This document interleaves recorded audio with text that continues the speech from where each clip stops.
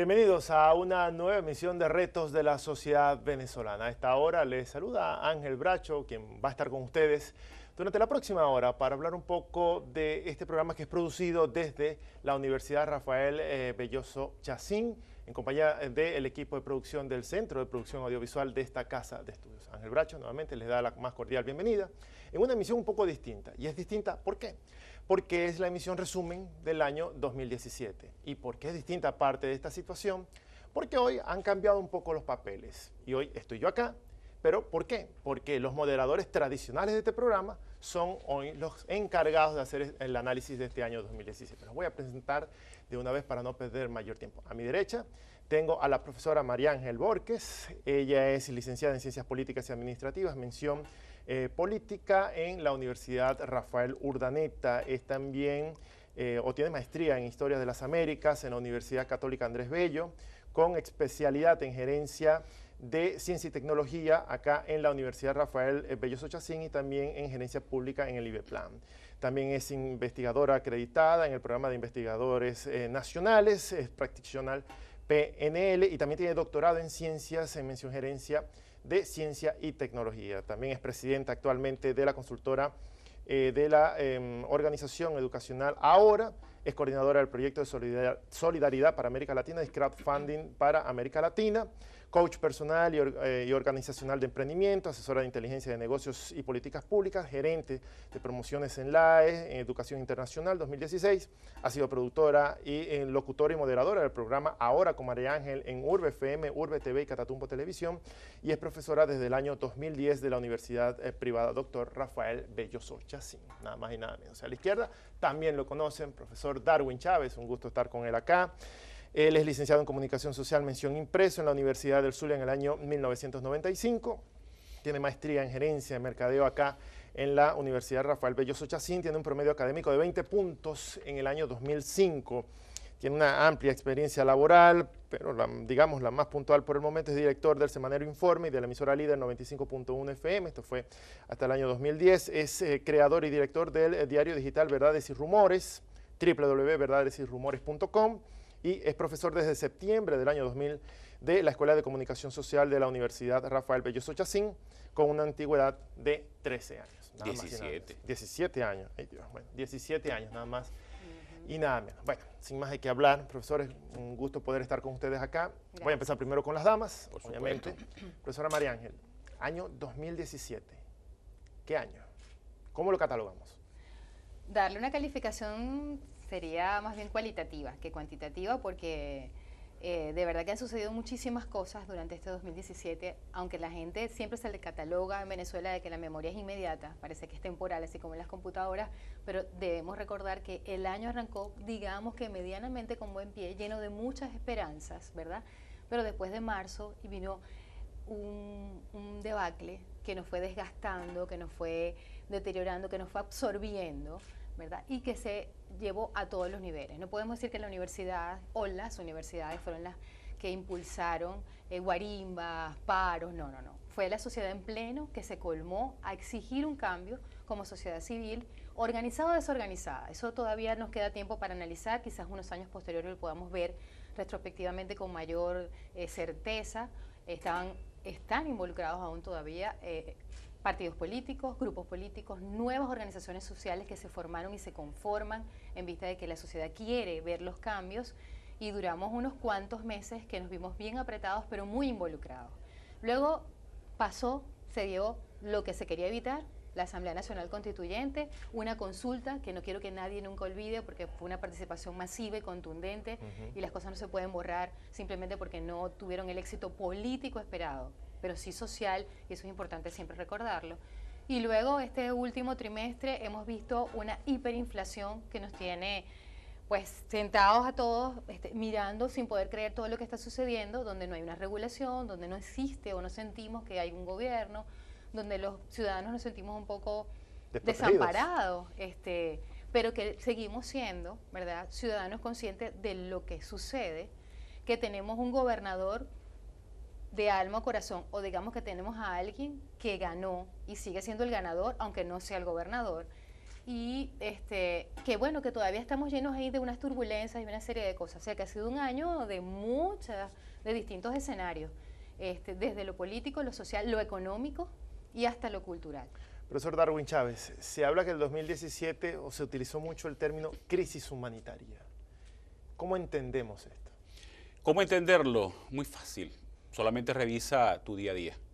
Revisa el día a día de la mayoría de los venezolanos. Afortunadamente todavía nosotros, yo se lo digo a mis hijos y a mi esposa, somos unos privilegiados en medio de la situación general.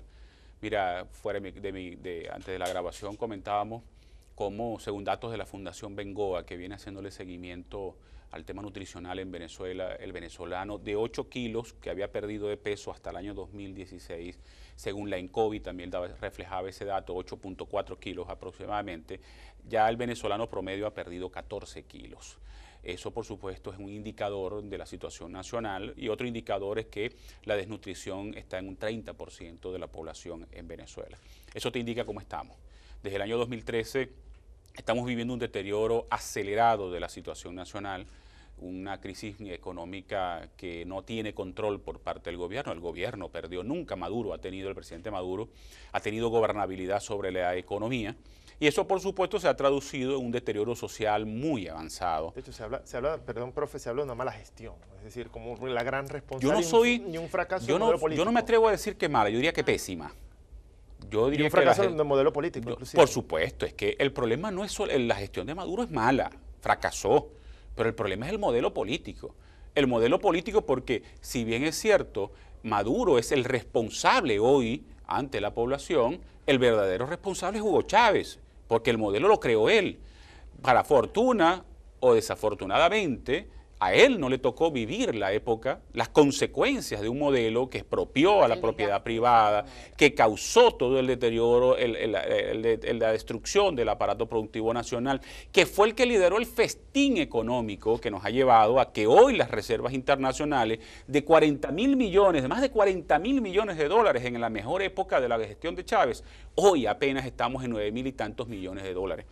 Que no tengamos ni siquiera cómo pagar las deudas. Entonces la situación es muy grave, es un modelo que es el causante del problema y por supuesto aquí el origen es político porque cambiar o mantener el modelo es una decisión política. Es un tema extraño, ¿no? Porque se dice que en efecto que el presidente Maduro hasta cierto punto es víctima, pero también es culpable por esta misma situación de que él heredó algo, no sé si él habrá decidido mantener ciertas cosas o el entorno lo ha llevado a eso, pero hay esa situación de decir que el culpable en su momento fue Chávez, que Chávez no fue culpable. En fin, es una situación no, aquí la culpa es colectiva, ojo. Claro, Maduro es corresponsable porque era parte del gobierno. Claro. Es que a eso iba. Maduro se fue habla de una parte del responsabilidad gobierno. compartida. Claro. Entonces, pero hay un tema aquí. Yo quiero agregar algo de la parte humanitaria. Sí es importante resaltar que como venezolanos, a pesar de todo esto que nos está sucediendo, no hemos perdido dos valores significativos, la solidaridad y la esperanza. La esperanza sigue en cada uno de nosotros porque seguimos apostando a que un día vamos a ver crecer ese árbol, no sabemos cómo ni dónde, pero la semilla la tenemos ahí para un renacer. Y solidaridad porque nos estamos ayudando unos con otros, entre familias, los que hemos quedado en Venezuela, rescatando animalitos. Me encanta que nuestros estudiantes son muy ecologistas en ese sentido, piensan de manera ecológica y hay solidaridad. Entonces esos dos valores son importantes aún hoy en día y vale la pena que en Navidades, que vamos a estar en familias, se resalte el otro que es la unión. Y dentro de esa unión está la solidaridad, la esperanza y seguir adelante porque no nos podemos dar por vencidos. Profesor, usted dijo de los que estamos aquí adentro, pero también hay un tema de los que están afuera, la comunidad internacional. ¿Qué papel toca aquí? Vamos a hacer la pausa. Cuando regresemos vamos a hablar de este tema. Ya venimos.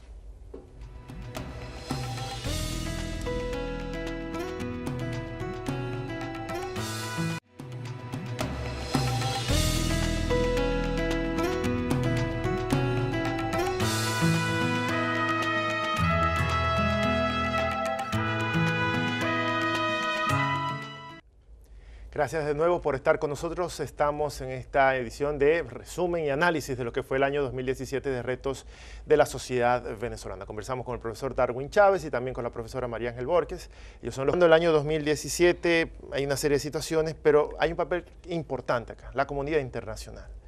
Pero a mí me llama la atención que nosotros seguimos viendo como una especie de polarización en el sentido, en cuanto al gobierno venezolano, con las medidas y todo lo que pasó, asamblea constituyente, elecciones adelantadas, en fin, pareciera que el gobierno tiene seguidores que lo quieren y que aceptan lo que toma o lo que decide, o aquellos que se oponen radicalmente. Pero estamos hablando de un tema que no habíamos hablado anteriormente, que son unas sanciones.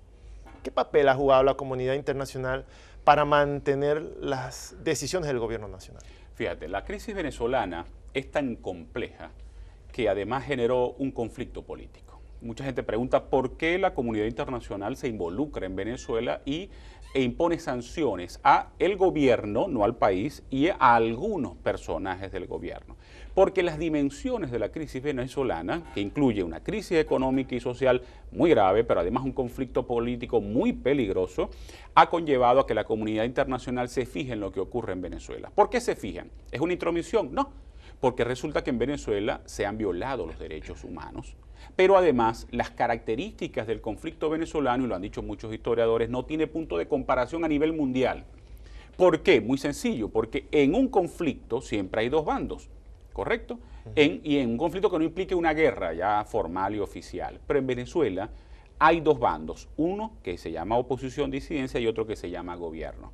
Cuando analizamos las características de los integrantes del gobierno, veremos que en su mayoría no son demócratas. Eso lo demuestran a través de su lenguaje y de su comportamiento, de sus decisiones. Entonces, eso ha dificultado. A pesar del argumento de las elecciones, hubo 3 elecciones en el 2017. Es que el problema es que las elecciones son un punto de cuestionamiento a la situación venezolana, porque se supone que hay manipulación por parte del gobierno. Como dice mucha gente, no, que me hacen trampa. La trampa no está en el resultado final, sino en las condiciones con las cuales te van llevando hasta el proceso electoral y la desmotivación que ellos aplican. ¿Qué ocurre en Venezuela? Y te respondo tu pregunta, una de tus preguntas iniciales. El gobierno está en desventaja, es una minoría, pero es una minoría más inteligente que el resto de la mayoría. ¿Por qué? Porque a pesar de que ellos son un 30%, ellos han sabido aplicar la ingeniería electoral que les permite sobrevivir con ese 30%, por encima del 70%, que es una mayoría que no lo quiere. ¿Qué ocurre con aquel 70%? Que es una mayoría dispersa, es una mayoría que cae en las trampas del gobierno correcto, y comienza lo que yo he llamado esa flagelación colectiva de que aquel líder político opositor está vendido con el gobierno, aquel es un colaboracionista. Entonces nosotros mismos fragmentamos la unidad y por eso acudimos con tanta debilidad a los procesos electorales. Fíjate que hay experiencia cuando se acudió unido, sin ese ejercicio de flagelación, el 6 de diciembre del año 2015, la victoria fue abrumadora. ¿Qué ha ocurrido? Que la disidencia, tanto partidista como ciudadana en Venezuela, es muy plural, es muy variopinta, no piensan igual. En cambio, del otro lado, en el 30%, hay un único pensamiento, pero además hay mecanismos de presión y de coacción de esas personas. El gobierno sabe cómo controlarlas. Si tú votas contra mí o no vas a votar, no vas a seguir cobrando tu pensión, te puedo quitar la casa, no vas a seguir cobrando tu ingreso por la misión fulana de tal, el carnet de la paz, lo que se han llamado beneficios sociales esto, ¿no? Ajá. Pero son instrumentos políticos al final, son instrumentos de control político. Que son válidos de cualquier gobierno. Ahora, sí. Pero también viene, el profesor Chávez habla de 70% de una masa electoral. Ahora, ¿qué ha pasado con ese 70%? Porque, es decir, tenemos tanto tiempo y no hay Yo quiero agregar algo a lo internacional. La gente también se pregunta, ¿pero por qué no nos intervienen? ¿Qué pasa? ¿Por qué no llegan? Y definitivamente no es así, no es tan fácil. Todos los países firman acuerdos internacionales. La ONU, que es el organismo vigilante en algunos casos, tiene sus mecanismos y siguen unos reglamentos. Si al hacer esa evaluación y hacen la revisión y todo saca 20 puntos, nosotros que estamos en términos profesores, yo no puedo intervenir en un país que si yo reviso y esto resulta que tienes participación, abren elecciones y participa la gente y es 2/3, sí. No, entonces no podemos intervenir. Si resulta que están los partidos bien estructurados y están legitimados, se legitimaron, ¿verdad? Sí. Resulta que hay programas sociales y abarca el 2/3 de la población. Que tienen valores reconocidos por la UNESCO. Entonces, porque los mismos países establecen de qué manera se puede intervenir otro país o de qué manera puede intervenir o hacerse una observación. Vienen sí los observadores, nos observan, nos vigilan, entonces dicen, está pasando hambre, y tú ves la abundancia, vas a los restaurantes de noche, están llenos, entonces tú dices, bueno, hay un contraste, pero tampoco hay un quiebre total. Entonces ahí es donde tú dices, ¿por qué no terminan de actuar los organismos internacionales? Porque no se puede actuar a priori ni a buenas de primera. Los mismos países hemos establecido hasta dónde nos tienes que observar cuando los organismos internacionales, porque no se puede actuar a priori ni a buenas de primera. Los mismos países hemos establecido hasta dónde nos tienes que observar cuándo viene tu proceso de intervención y cuándo definitivamente, si no, muchos países estuvieran intervenidos. Y imagínate, la propia España, que era una de las asesoras que nos está apoyando, ellos están pasando ahora su propio proceso. Tengo que hacer la pausa, pero el papel de Rusia y China aquí que cuenta ante Estados Unidos, que es digamos uno de los cabecillas de las sanciones. Yo he escuchado por ahí a alguien que decía, no, es que Venezuela está en el centro de una lucha entre potencias, es decir, olvídense del tema del petróleo, es decir, nosotros somos un punto de honor para Estados Unidos, para Rusia, para China, China emergiéndose como la primera economía mundial, con sus raíces en Latinoamérica buscando expansión. ¿Qué papel juega Estados Unidos, Rusia y China? Y brevemente pues tenemos que hacer la pausa. Profesora, ¿qué me dice? Mira, Venezuela no es el centro de ninguna disputa geopolítica internacional. Eso es mentira, eso es parte de los cuentos que la aparato de propaganda oficial quiere crear y convencer a la gente. Mira, el papel de Rusia y China en Venezuela es muy sencillo. Le han prestado mucho dinero al gobierno venezolano y quieren garantizar que es el retorno de ese dinero. Nada más. Aquí hay intereses económicos de Rusia y China a través de sus empresas petroleras, de todo el dinero que le han prestado, de todo lo que Venezuela le debe en compra de armas. ¿Y el de Estados Unidos cuál es? El de Estados Unidos, el de equilibrar la situación latinoamericana. ¿Por qué? Porque el efecto de la crisis venezolana está trayendo consecuencias en todos los países. Ahí está Colombia. ¿Cuántos venezolanos están en Colombia delinquiendo o trabajando en la calle? En Brasil y en otros países. La emigración de mano de obra no calificada y de mano de obra muy calificada venezolana está trayendo consecuencias a nivel internacional y lo que quieren es evitar que el efecto de Venezuela impacte en el resto de los países. Que no es muy grande y hay que aclarar eso, porque nosotros somos apenas 32 millones de habitantes, ¿verdad? De los cuales, ponte, 2 millones han emigrado. 2 millones, exacto. Los demás estamos todavía aquí. Entonces, 2 millones están haciendo mucha bulla y hemos tenido el rechazo en Panamá. Correcto, porque México, lo malo siempre es lo que resalta, lamentablemente. Parte de esto viene dado por el tema económico. Sobre el tema económico vamos a hablar en el siguiente segmento. Y es ese equilibrio el que buscan los Estados Unidos. O sea, un poquito bajar esa presión para mantener una Latinoamérica homogenizada. Y hay otras razones que yo te las explico en el próximo segmento. Pero escuchamos el siguiente segmento, porque este tema del papel internacional tiene mucho de qué hablar. Vamos a la pausa, ya venimos con más.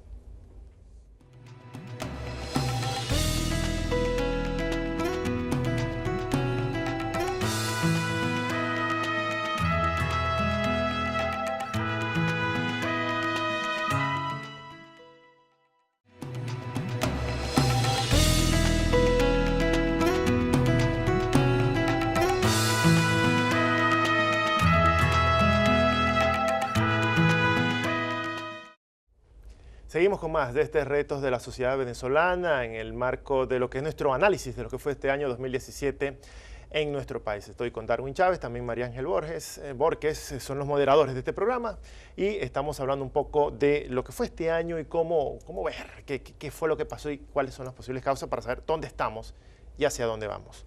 El tema económico. Se habló mucho de la economía. De hecho, estudios de principales encuestadoras dicen que el problema económico está por encima del político, que está inclusive por encima del social. Yo me permito no estar de acuerdo con eso porque para mí creo que lo social viene primero antes que lo económico. Pero bueno, eso es lo que dicen los indicadores de opinión pública. El tema económico. Hablábamos de la comunidad internacional en el segmento anterior. El papel económico juega aquí o el tema económico en el tema de las divisas juega. Pero en lo interno, en el día a día, lo económico, ¿qué pasó este año del 2017 cuando venimos de tantos incrementos de sueldo, pero que la gente a veces como que pareciera no valorarlos, esos incrementos salariales? Profesor. Bueno, ¿qué ocurrió este año? Que el gobierno se quedó sin dinero. El gobierno se quedó sin dinero, tuvo que recortar las importaciones de alimentos y medicamentos porque tenía que cubrir los compromisos de deuda, que este año sumaron algo así como 12.000 millones de dólares. Fíjate cómo en el último trimestre del año, donde había un grueso importante, había más de 3.000 millones de dólares que el gobierno tenía que pagar, entró en un default parcial. Le pagó a algunos, no le pagó a la mayoría. Y eso trae consecuencias internacionales. ¿Por qué el gobierno no paga? Porque no tiene con qué pagar. Así de sencillo. ¿Y por qué no tiene? ¿La caída del precio del petróleo? La caída del precio del petróleo, pero además porque fuimos derrochadores. Eso es importante. Fíjate, Yo todos quiero los países enfatizar petroleros del mundo ahorraron y lograron sobrevivir la época de precios bajos del petróleo. Claro. Te voy a dar dos ejemplos. Arabia Saudita no tiene déficit fiscal, no tiene los problemas que nosotros tenemos. Noruega tiene tanto dinero guardado que no sé cuántas generaciones de noruegos tienen su vida garantizada y además están buscando ayudar a nivel internacional para invertir, por lo menos en inversión social, tanto dinero que han guardado. Pero aquí se derrochó.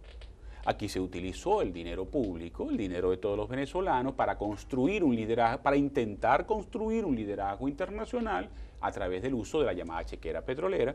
Y ese derroche, que al final no generó ningún liderazgo internacional, porque nadie es eterno en la vida, sencillamente nos trajo hasta donde estamos hoy. Un país en hiperinflación, con un severo déficit fiscal que se va a agravar el año que viene, cuando los compromisos de deuda superan los compromisos de este año, son 14, 16 mil millones de dólares que hay que pagar, que no tenemos de dónde, y además con una economía que se volvió loca, para decirlo en términos muy sencillos. Porque solamente ese es el término.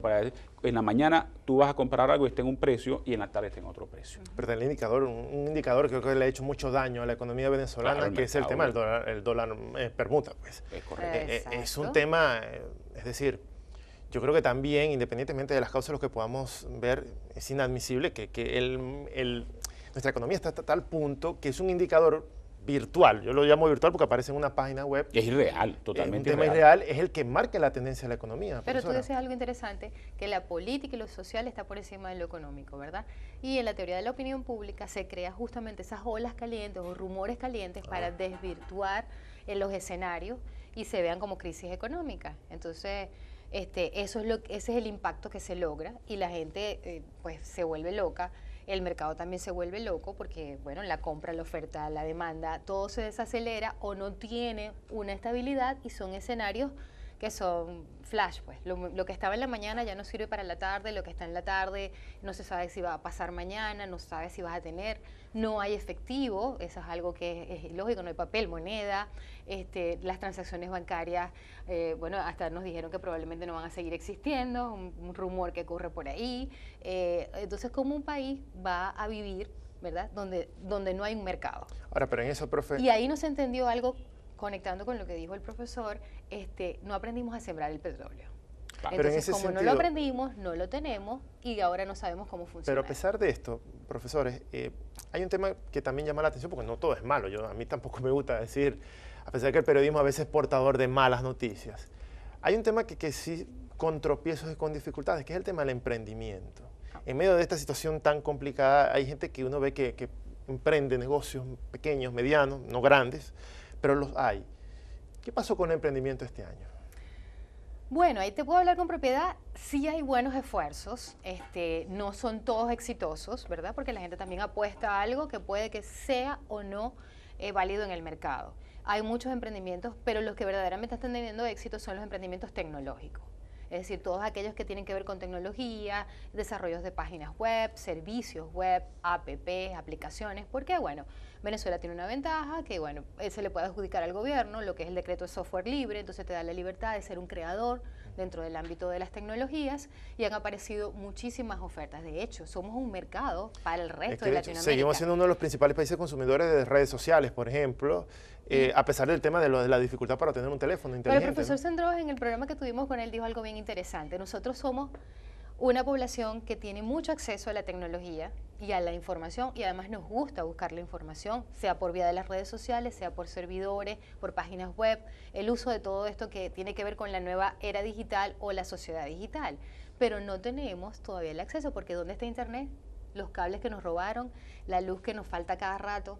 Entonces, la productividad de estos emprendimientos tecnológicos quizás no ha sido acelerada, ha sido moderada, porque evidentemente dependes de un Internet que no va a la velocidad del servicio que tú deberías prestar. Y sin embargo, hay que decir esto, profesor, el tema del emprendimiento con todas estas trabas, pareciera que hay gente como que da un paso al frente, ¿no?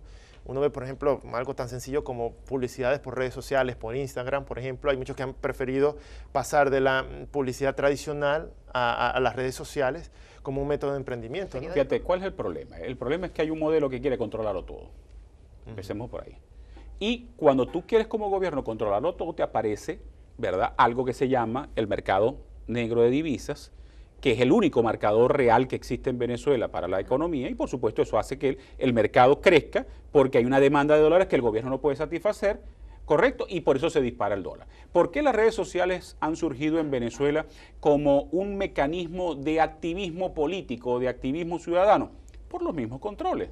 El gobierno controla a los medios de comunicación social tradicionales, surgen alternativas. Y te lo digo por experiencia propia. Una de las cosas que me ha dejado esta crisis es que me convertí en un emprendedor digital. Yo nací en un periódico, crecí en un periódico, me gustaba el olor de tinta, el olor del papel, pero sencillamente las presiones políticas y la situación nacional me hizo crear un diario digital. Y tengo 4 años con el diario digital. Entonces la gente busca evadir los controles por distintas vías. ¿Qué ha ocasionado el auge de las redes sociales? Que en Venezuela uno de los oficios más lucrativos es el de administrador de social media, los famosos community managers. Y en Venezuela el control de las divisas, que ha hecho que el bolívar vale muy poco ante el dólar, hace que Venezuela se haya convertido en una excelente maquila tecnológica, porque aquí se hacen páginas web y le pagan a un muchacho 200, 300 dólares y eso es un dineral, cuando en Estados Unidos tendrías que pagarle a un diseñador de página web 1.000, 1.500 dólares. El emprendimiento lo que está haciendo es que tú hagas aquí el emprendimiento, pero tus clientes estén fuera de Venezuela. Y te pagan en dólares. Ese es el tema. Y de eso quiero hablar, porque entonces el problema, la consecuencia, una es esa. Yo digo consecuencia porque... Pero eso no es la mayoría del país. No es la mayoría. Están en esa economía, es un grupo muy pequeño. Claro, ojo. Pero voy al grupo grande, porque entonces pasa este tema con el tema del dólar, porque entonces hay productos nacionales que uno dice, bueno, si tú no necesitas dólar para esto, ¿por qué aumenta? Pero vamos a hacer la pausa, hay emprendimientos No, eso se llama especulación. Dejamos esto al aire, entonces, para ver qué es lo que pasa con eso. Vamos a hacer la pausa y ya regresamos sobre este tema. Ya venimos.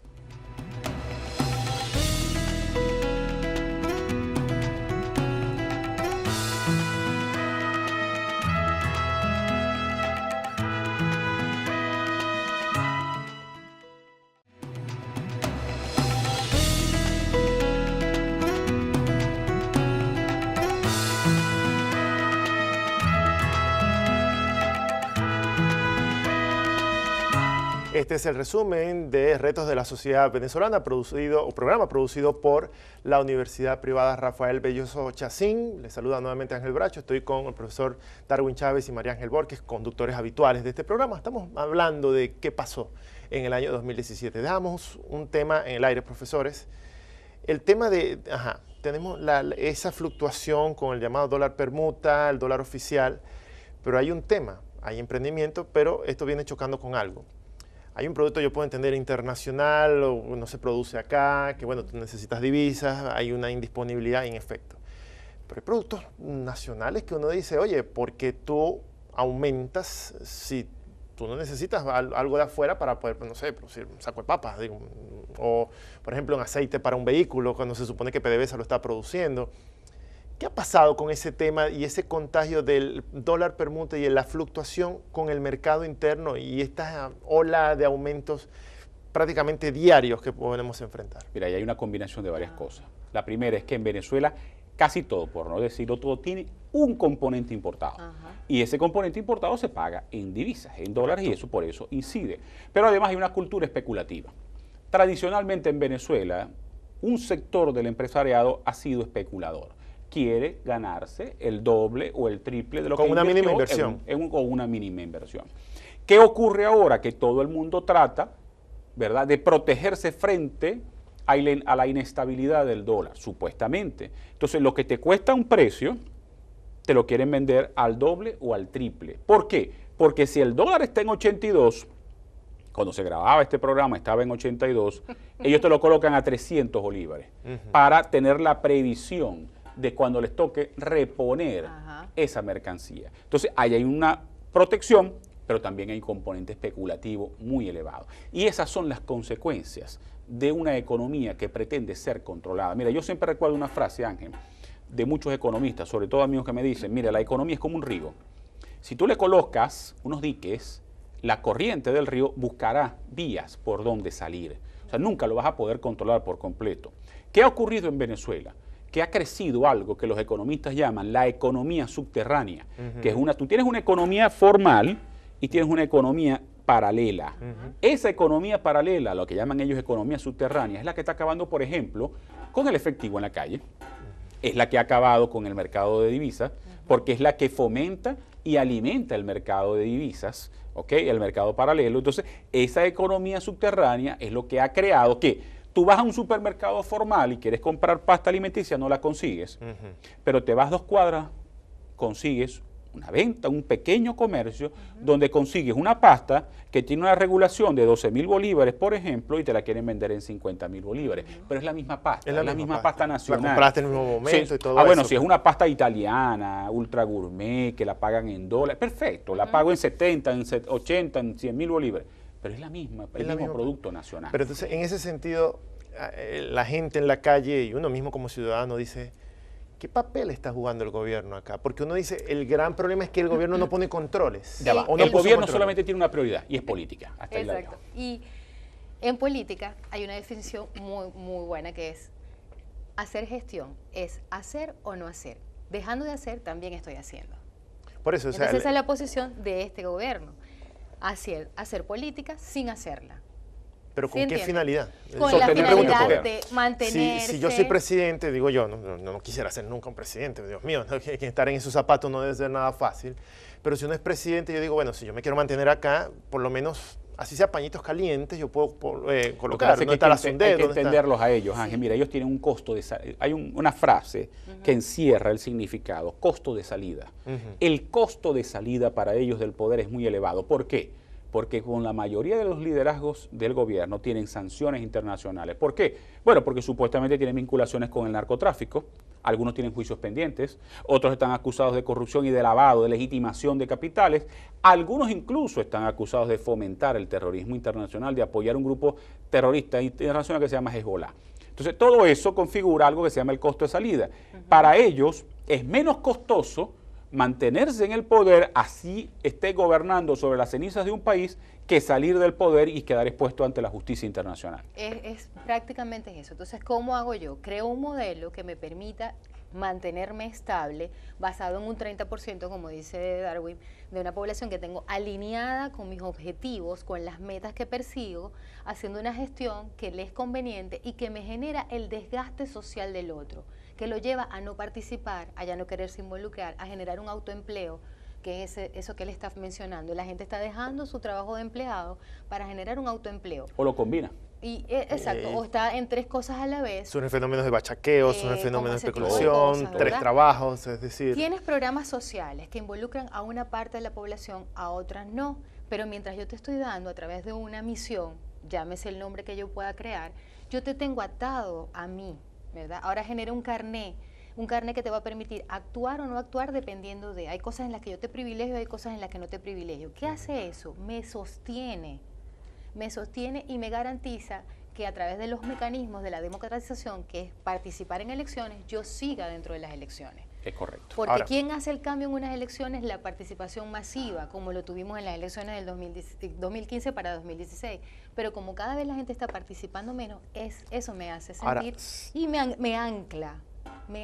Yo tengo un anclaje armado allí y tengo un posicionamiento ganado en el mercado electoral. Ahora, sobre ese tema, me gustaría hablar, tenemos que hacer la pausa. Están estas circunstancias, pero entonces, ¿qué está haciendo la oposición en este sentido? ¿Y qué se vislumbra para la gente en el año 2018? Mira, ¿qué está haciendo la oposición? Tratando de luchar contra un monstruo que tiene muchas armas. No solamente hablando de armas de las que disparan, de muchos recursos. Por eso, la ingeniería electoral del 30%. En política hay algo que se llama conexión emocional, que es cuando el ciudadano, ¿verdad?, comparte mis ideas políticas y se crea un lazo emocional. Aquí hay un lazo mercantil, un lazo comercial, un lazo político. También se habla de este gobierno es excelente. Sí, pero también, y con el perdón de la frase, porque tenemos que hacer la pausa, pero también hay unos demonios internos allí que yo creo que al muchacho llamado a la oposición tampoco lo dejan crecer, mejor dicho. En este sentido vamos a hablar cuando vengamos. Estamos en Reto de la Sociedad Venezolana. Ya venimos.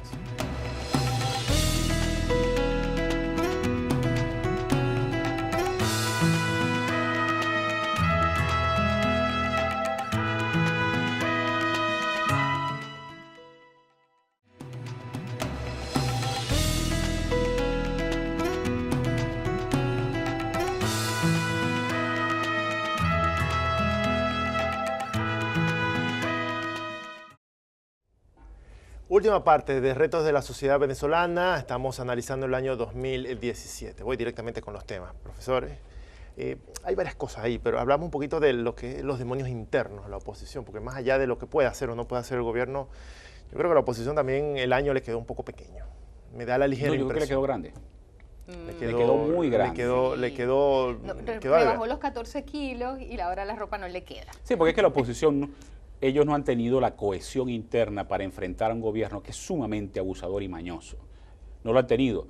En parte por sus propios intereses, en parte porque el gobierno juega muy bien y ha causado división, ha causado incertidumbre dentro de la oposición, no solamente la partidista, sobre todo a nivel de la oposición ciudadana.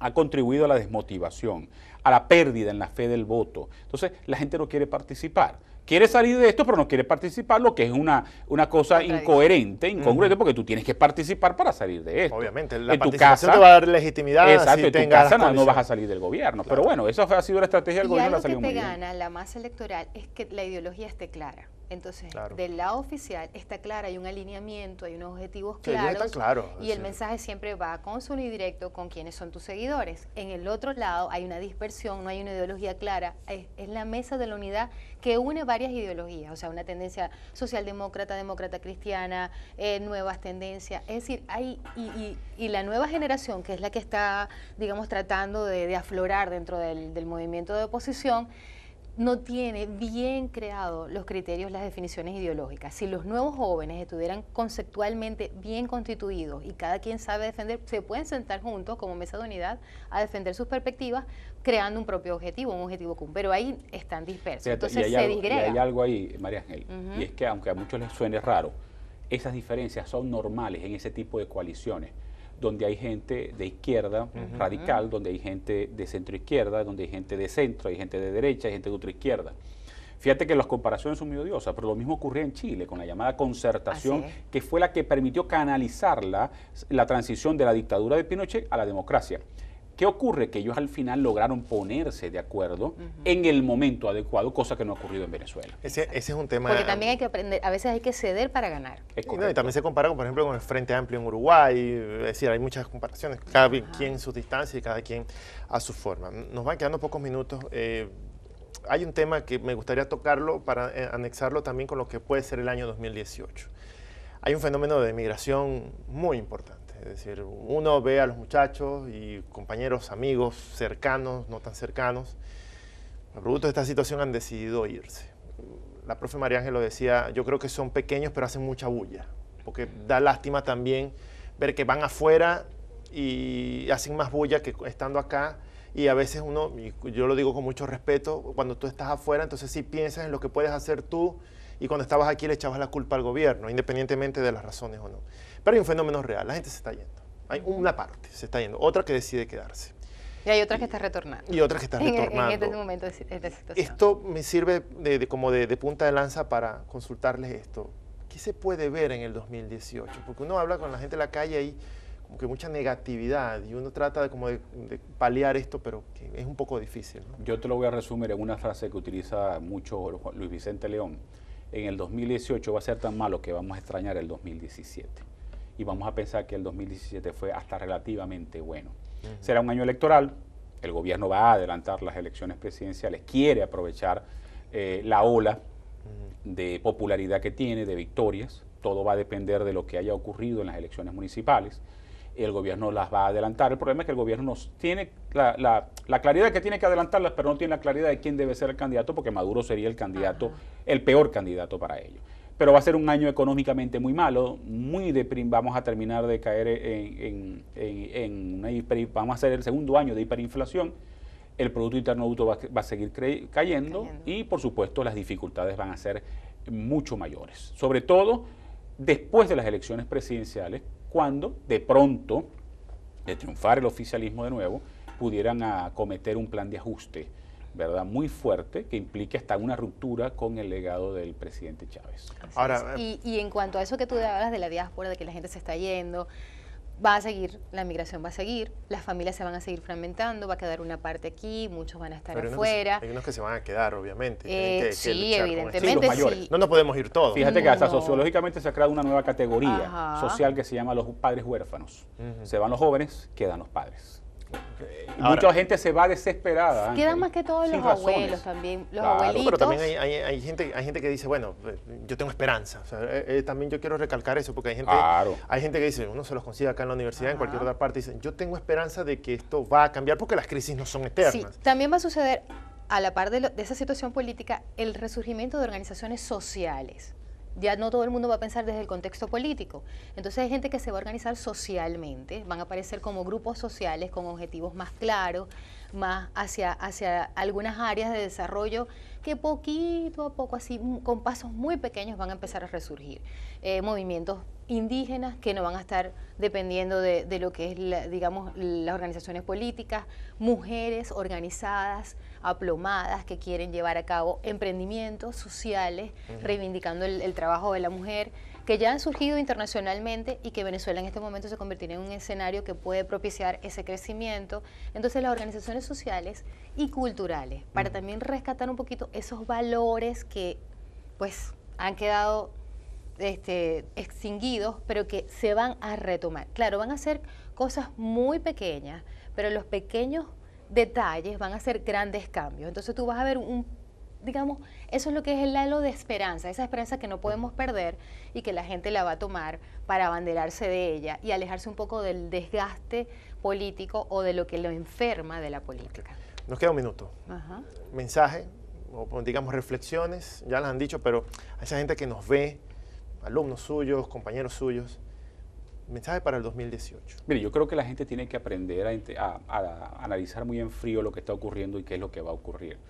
Cuando hablábamos de la diáspora, muchos venezolanos agarran una maleta y se van. Después del 30 de julio, constituyente, no pudimos evitar que la constituyente se impusiera, me voy del país, me voy con $60, con $100, lo que tengo en el bolsillo. No, hay que planificar, hay que ver las cosas con calma. Yo creo que de esta crisis en algún momento va a ocurrir un punto de ruptura y vamos a recuperar poco a poco el país y van a surgir cosas muy buenas.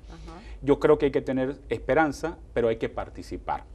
La participación es la clave, no solamente a través de las redes sociales, participación efectiva, ir a votar. Organizaciones. Correcto, ir a votar, contribuir a la recuperación social. Yo creo que es la gran oportunidad para que todos los venezolanos aprendamos de los errores que nos trajeron hasta acá para poder recuperar el país. Y por supuesto, de mi parte, le quiero desear a todos los que nos han seguido durante un año que tengan la mejor Navidad posible en medio de las dificultades y que el año 2018 esté lleno de salud y de prosperidad. Profesora María Ángel. Igual me uno al mensaje de que vienen estas organizaciones y lo importante es participar, donde te sientas identificado, donde tú puedas aportar, porque todos tenemos muchas cosas para aportar, cada quien desde su perfil, desde lo que tiene, desde lo que no tiene y quiere alcanzar. Mientras estás vivo, tienes muchas cosas por hacer y eso te mantiene hacia adelante y es importante. No quedarse en la casa, no sentirse desgastado. Para mí el mensaje de Navidad para toda Venezuela, especialmente para los zulianos, es que aprovechen esta Navidad de estar unidos, de ser solidarios, de compartir en familia, con los vecinos, con los amigos, con los compañeros de trabajo, pensar que las dificultades se acercan, pero que si estamos unidos podemos seguir adelante, llevando esperanza, que es lo que siempre nos va a mantener despiertos y vivos, pero sobre todo no perder algo maravilloso de los venezolanos. Nosotros tenemos que aprender a vivir el aquí y el ahora, no seguir mirando hacia atrás, porque el mirar hacia atrás nos estanca. Mírense hacia el futuro, vean qué es lo que quieren construir. Quien construye, crea futuro. Esa era una frase de mi papá y yo la tengo como una bandera. Si ustedes empiezan a ver qué es lo que quieren ver de Venezuela y empiezan a pensar sobre eso y actuar sobre ello, vamos a crear una nueva Venezuela, donde la política no es el todo, es una parte del todo. El todo somos los venezolanos y Venezuela los quiere y los espera. Así que feliz 2018, sigan adelante, disfruten de esta Navidad unidos en familia y aprovechen todos los que tienen cerca para abrazarlos, porque los demás los van a ver por Skype o por WhatsApp. Bien, ¿los escucharon? Fueron los profesores, los moderadores de este programa. Una vez más, gracias, profesor Darwin, profesora María Ángel. Solamente el mensaje de reiterar de todo el equipo del Centro de Producción Audiovisual de la Universidad Rafael Belloso Chacín, nuestro deseo de una feliz Navidad. Hay que recordar, en medio de las crisis solamente los duros pueden salir adelante. ¿Qué tan duro es usted? ¿Qué tan duro es la sociedad venezolana? Yo creo que es muy importante y ese es el reto principal, poder vencer, no solamente en el 2018, en lo que viene, las dificultades que van a venir. Si usted está consciente en pensar en usted, lo que puede hacer, lo va a lograr. Feliz Navidad y próspero año nuevo para todas y todos ustedes. Agradecido de la oportunidad. Nos encontramos en el año 2018 con un nuevo reto de la sociedad venezolana.